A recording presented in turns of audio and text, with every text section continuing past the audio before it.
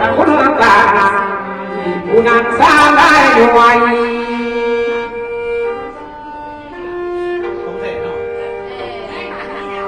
โอ้ยที่ต้องมาแน่พ่อแม่พวกด้วยตามต้องแรงบอกมาจะมาหนึ่ง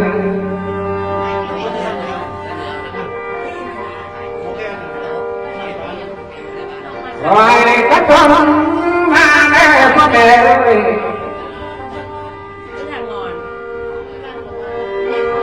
โอ้ยผู้มาดีนะกายว่ามันสมมาภาษีคนหนึ่ง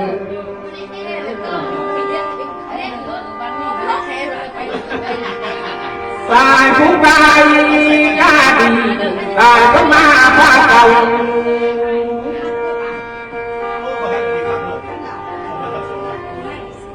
ได้ว่าเจ้าเขามาหอดบานสมมาเจ้าสัตตาคนหนึ่ง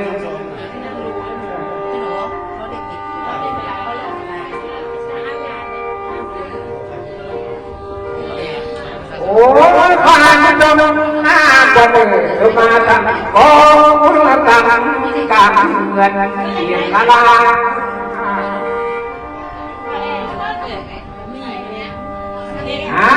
ทำมาแม่พ่อแม่ปาตาตักอยู่ที่การบ้านเมืองสมา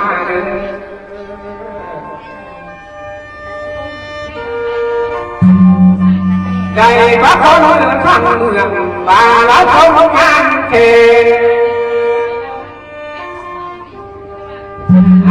เขามีตั้งโตแก่ได้งานที่นอนมาหอมแม่กองผ่านสมาหนึ่งเป็นเองตัวเองหลุดไหนเป็นเองตัวเองหลุดไหนโอ้ยที่ตกมาแม่พ่อแม่ได้รับคำนำหน้าจากเจ้าที่นานผู้ใดเป็นมาเส้นก็ที่ดังนี่ทายรูปกัน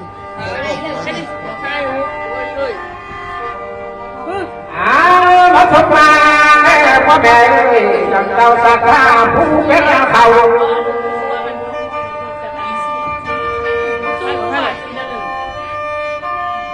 นักที่บานพ่อแม่จะช่วยเพื่อนเอาหนึ่ง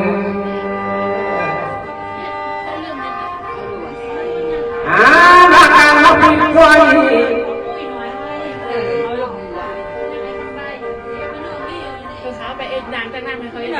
ได้ลา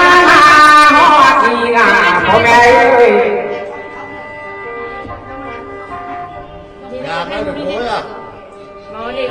โอ้ยที่อยู่ที่ใบสมมา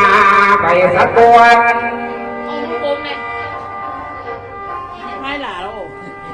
คอยถึงมาข้าวโดนกระเสือผู้บกหลับคนหนึ่ง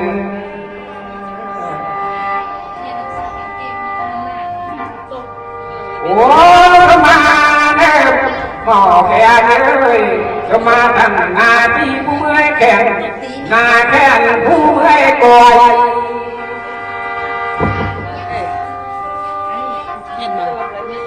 โอ้ยก็ทำมาคนเลยทำผู้สาวน้อยที่มานั่งเลี้ยงนั่งสมานึง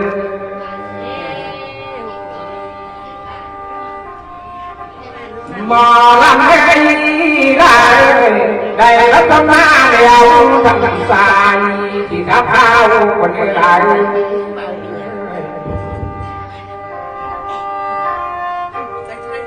มือนี้แล้วน้อยหาพ่ออาจารย์กำขัดคนให้น้อง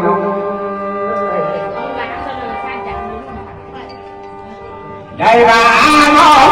อาจารย์กำน้องได้กัน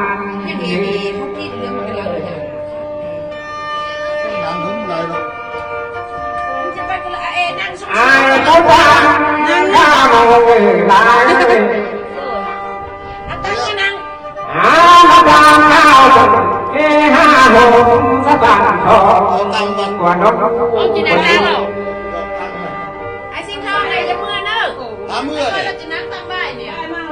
มอลำไม่ลาย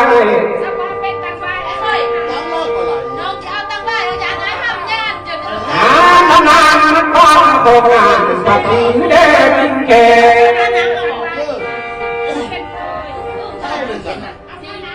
ได้บายน้องเก๋บ้างผู้ใส่ทำแสดงโดยที่ได้ตามัน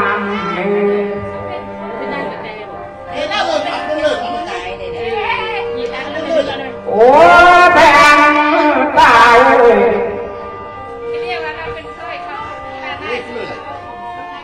หาตายโอ้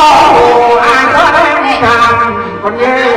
น้องง่ายตามัน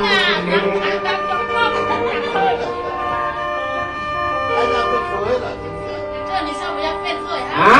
มาน้องที่มาไม่มีหน้าลายเลย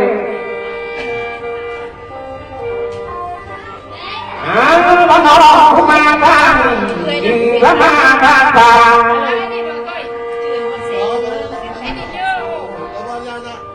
ได้ละมาทางบ้าบ่เห็นห้อยงานมาทางบ้าบ่เห็นพ่องานเที่ยวละ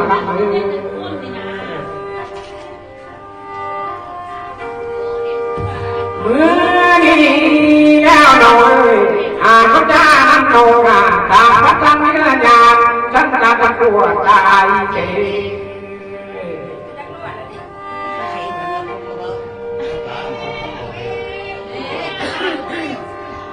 หมอลำให้ลายขันละตานั่งโนราลาย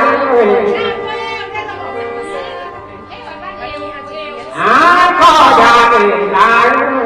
อยากจะดูน้องดูนั่งเทียงให้เอิ้นจ่า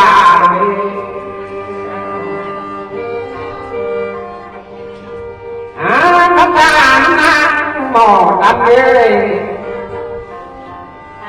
อยากจะดูน้องเทียงหน้าพัดเสื้อดูดี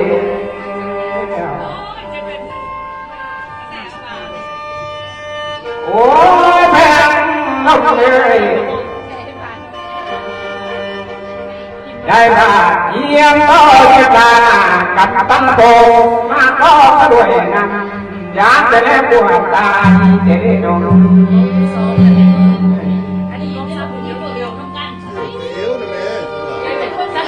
หมอลำให้ลายได้มาหอดนี่เนื้อลายตาดีแบบไม่คือซ้อนลงตาที่คงว่าเนื้อหมอลำไปกวนแก้วแก้แต่ลำแต่ยิ้มฟ้าลาผู้ดีงามน้องไอ